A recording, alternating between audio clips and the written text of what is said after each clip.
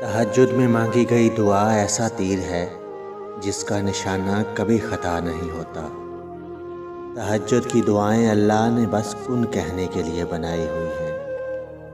فرض نمازوں کے بعد تہجد وہ واحد نماز ہے جو اللہ سے کن کہلوانے کی طاقت رکھتی ہے۔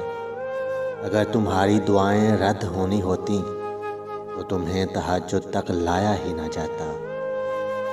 تہجد میں آنکھ سے گرنے والے آنسو اکثر دعاؤں کی قبولیت کا وسیلہ بن جاتے ہیں، اور تہجد کی طاقت تو ایسی ہے کہ زندگی دنوں میں بدل جاتی ہے اور کبھی تو لمحوں میں۔ جب تمہیں نماز سکون دینے لگے تو سمجھو خدا تم سے راضی ہو گیا ہے۔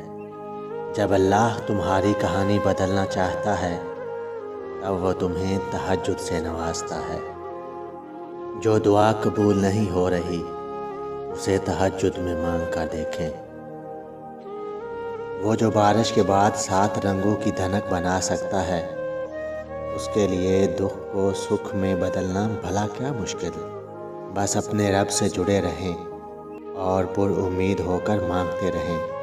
وہ رب کریم ہر چیز پر قادر ہے، اس کے لیے کچھ بھی مشکل اور ناممکن نہیں۔